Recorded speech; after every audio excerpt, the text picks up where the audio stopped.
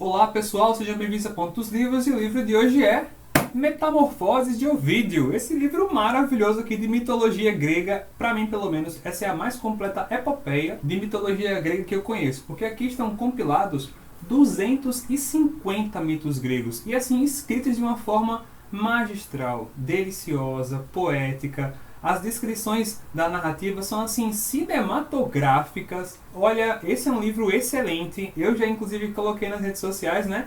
Esse aqui, pra mim, é o melhor livro de mitologia grega que eu já li na minha vida. E aí, pessoal, nós vamos explicar porque que ele tem esse nome, Metamorfoses, que é um nome tão diferente, né, para livro de mitologia grega. Mas vamos aos pouquinhos, pessoal. Se você já chegou aqui, deixa o seu like, se inscreve no canal, ativa o sininho para não perder as próximas notificações. E não se esquece de depois também compartilhar esse vídeo, tá bom? Pessoal, o vídeo foi um autor que ele nasceu em Roma, ele nasceu em 43 a.C. e ele morreu em 17 depois de Cristo. Metamorfoses foi publicada em 8 depois de Cristo e naquela época, pessoal, todos os autores que se propunham a fazer algum tipo de trabalho poético, escrever alguma coisa, eles tinham um rival, que era sempre um poeta que eles mesmos admiravam, mas eles tinham o dever de não apenas beber daquela água, daquele conhecimento, daquele poeta, como fazer alguma coisa que fosse um passo a mais, algo que fosse um pouco ainda melhor do que aquele outro autor tinha feito. Daí essa questão de ser um rival. Eles admiravam aquela pessoa, mas também tinham que fazer algo melhor que o que ele fez. O Ovídio, olhando ali para os poetas que ele tinha, ele escolheu como seu rival Virgílio, que foi aquele autor da Eneida. Pois é, que também é referenciado lá na Divina Comédia, pelo Dante Alighieri como seu guia, né? Então o Ovídio queria fazer uma obra que superasse aquilo, fizesse algo a mais. E a ideia, pessoal, que o Ovídio teve foi bem arrojada. Ele resolveu que ele ia criar um livro que contasse toda a história desde o início do universo, desde a criação mesmo de tudo que existe até os dias dele. E aí ele embarcaria tudo que foi escrito por Hesíodo, que foi escrito por Homero, que foi escrito por Virgílio, e ainda acrescentaria um pouquinho mais, porque chegaria até a época em que ele estava vivendo. Ele coloca aqui como os últimos acontecimentos as apoteoses ali de Júlio César, de Augusto, porque naquela época, pessoal, os reis eles eram tidos como divindades, né? Eles eram às vezes considerados como divindades das suas mortes, eles iriam para o Olimpo, enfim. Então, foi essa a ideia que o Ovídio teve e ele realizou. Ele colocou numa única história, porque esse texto aqui ele é escrito naquele formato do hexâmetro datílico, que é o mesmo que é utilizado por Homero, que é utilizado por Hesíodo, para poder escrever aqui esse livro. No entanto, ele vai fazer uma estrutura bem interessante de texto, que ele vai conseguindo colocar num texto corrido só todos os 250 mitos. E é bem interessante notar como ele consegue tirar de um mito o outro mito. Às vezes tem um elemento naquele mito no qual ele vai chamar a atenção e dali ele vai parar para contar aquela origem, ou de um local, ou se não ele faz uma pessoa contar mais 2 ou 3 mitos, então ele vai conseguindo colocar um junto no outro e vai de um já puxando o outro e aí correm os 250 mitos sem você nem perceber que está lendo. Gente, não tem palavra para descrever o gosto com que se lê o vídeo. A descrição, a linguagem que ele utiliza é muito bonita. Além de ele conseguir descrever alguns acontecimentos de maneira muito vívida. Parece que ele presenciou alguma dessas coisas que ele está colocando aqui, de tão próximas da realidade que parecem nas descrições. Aqui, como em vários outros livros de mitologia, a gente vai acompanhar mitos etiológicos, ou seja, mitos de criação e ou origem das coisas. Os gregos eles acreditavam que determinadas plantas, animais, tinham na verdade surgido de algumas transformações. Para os gregos não existiam loureiros, que é uma espécie de árvore. No entanto, depois da perseguição de Dáfne por Apolo, e aí depois que ela vai ali rogar aos deuses para que a protejam do deus Apolo, e aí um deus rio transforma ela numa árvore, aquela árvore é o loureiro e passou a existir. E aí vejam que o loureiro veio de uma transformação.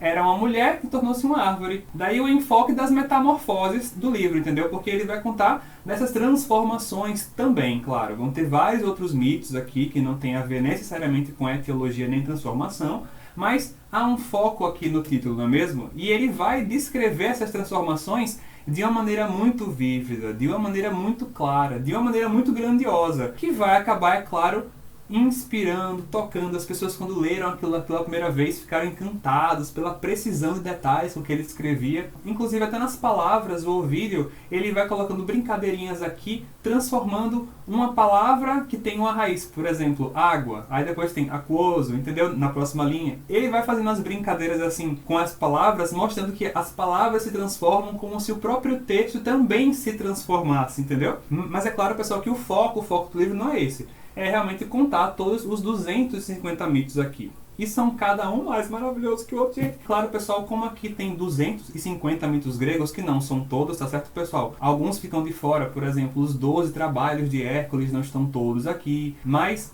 ele fez um excelente compilado. Então imagina só, várias pessoas ao longo da história da humanidade pegaram esse livro aqui para ler, para poder estudar mitologia também, e acabaram se inspirando aqui para fazer as suas artes. O William Shakespeare, Goethe, Richard Wagner, o próprio Dante Alighieri coloca lá o Ovídio, o autor do livro, como um dos grandes 4 poetas. Aqui a gente vai ter o mito de Narciso, aqui a gente vai ter o mito do rapto de Perséfone, a gente vai ter Alcíone Ceyx, a gente vai ter Fetonte, a gente vai ter o mito da Aracne. E uma coisa bem legal, pessoal, aqui desse livro, é que vai chegar um momento em que o próprio Ovídio, ele vai colocar ali no texto dele o Pitágoras. Sim, o grande sábio grego, sabe aquele matemático? Pois é, o Pitágoras.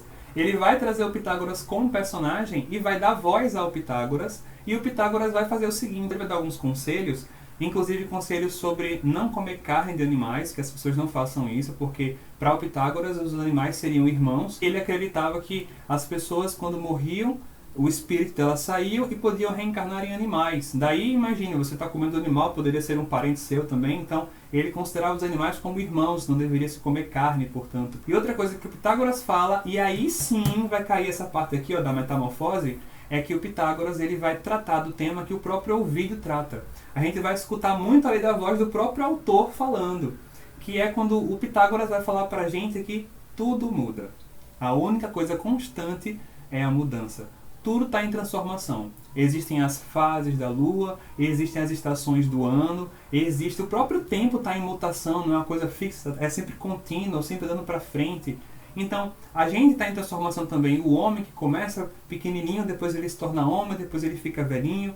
Ele vai trazendo com pequenos exemplos da natureza como nada é estático, como tudo está se transformando o tempo inteiro e que a gente não tem como a gente evitar, tem só como a gente aceitar aquela mudança e a gente acompanhar aquela mudança, né? Enfim, encará-la, viver ela da melhor forma possível, porque é impossível que uma coisa fique eternamente do mesmo jeito. E pessoal, claro que aqui vão ter outras lições também que o Ovídio vai trazendo pra gente, que é bem interessante a gente perceber algumas falas que ele traz pra gente. Deixa eu pegar algumas para vocês verem. Olha só.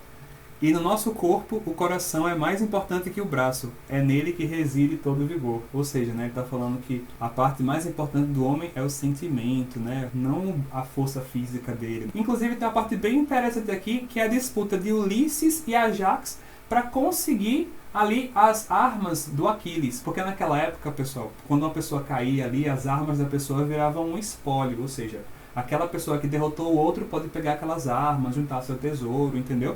Mas aí o Aquiles ele vai morrer na guerra de Troia e as armas dele, o corpo inteiro do Aquiles vai voltar ali para os gregos e a galera vai ficar disputando ali entre eles quem vai ficar com as armas. 2 vão ser os candidatos, o Ulisses e o Ajax.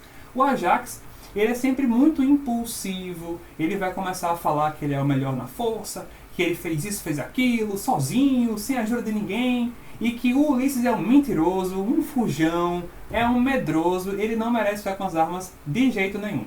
E aí o Ulisses vem com toda a inteligência dele, vai desconstruir tudo que o Ajax falou, vai provar como o Ajax está sendo injusto de pegar todo o crédito só para ele, esquecendo até os líderes daquela companhia, e vai falar que foi por conta da inteligência dele que muito foi feito ali naquela guerra, salvando várias vidas, inclusive nunca fugindo da batalha. E aí quem vai ficar, é claro, com as armas é o Ulisses, que teve toda aquela inteligência, aquela eloquência, e a lição que fica pra gente é muito clara, né? A inteligência também é colocada ali acima da força do corpo, puramente força física, né? Empregar só a violência. A inteligência é superior a ela. Pessoal, tem uma questão aqui que é apresentada pra gente, que é da deusa Fama. E ela é uma deusa bem interessante, bem especial, porque a fama para os gregos não era simplesmente aquele brilhantismo, aquele sucesso. Mas a fama para eles também significa tudo aquilo que se fala de uma pessoa. Também são tudo aquilo que se fala em sussurros, em murmúrios, que não é muito claro. É o que as pessoas ventilam por aí, mas nem sempre é verdade. Olha só, eu falei pra vocês. Fazem-se ouvir confusas palavras. Uns enchem com rumores ouvidos ávidos, outros contam a terceiros o que lhes foi referido. Cresce a dimensão do falso. Ao que ouviu faz novo autor acrescer qualquer coisa. De um lado está a credulidade, do outro está o erro.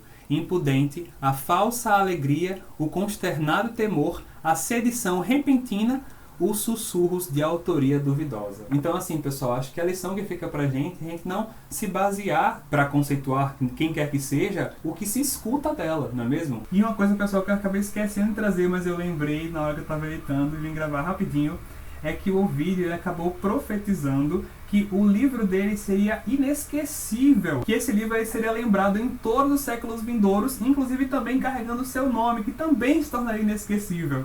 E não é que ele acertou, pessoal? Ainda estamos aqui, depois de tanto tempo, ainda falando dele, né? E ele coloca isso lá no epílogo dele, pessoal. Olha só. Concluiu uma obra que nem a cólera de Júpiter, ou seja, Zeus, nem o fogo, nem o ferro, nem a voracidade do tempo poderão destruir. Que aquele dia que só meu corpo tem direito ponha fim quando quiser ao incerto decurso da minha vida.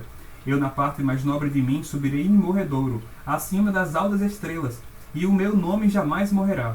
E por onde o poder de Roma se estende sobre a terra dominada, andarei na boca do povo, e se algo de verdade existe nos presságios dos poetas, graças a essa fama, ele viver pelos séculos. Ou seja, é como se ele soubesse que a obra dele ia ser realmente boa, que estava escrevendo algo que se tornaria realmente um clássico, né? Super interessante ele ter falado isso, né? Pessoal, é isso. Baita livro maravilhoso. Se vocês ainda não pegaram Metamorfoses de Ovídio para ler, peguem Metamorfoses de Ovídio para ler. Mais uma vez, chegamos aqui ao final de um vídeo. Deixa o seu like aqui no vídeo, se inscreve no canal para não perder as próximas notificações e ativa o sininho. Compartilhe esse vídeo com as pessoas que você conhece, com os seus amigos, com a sua família, e nossas redes sociais estão aqui debaixo. Mais uma vez, pessoal, muito obrigado pela sua atenção, muito obrigado pela nossa travessia e até a próxima!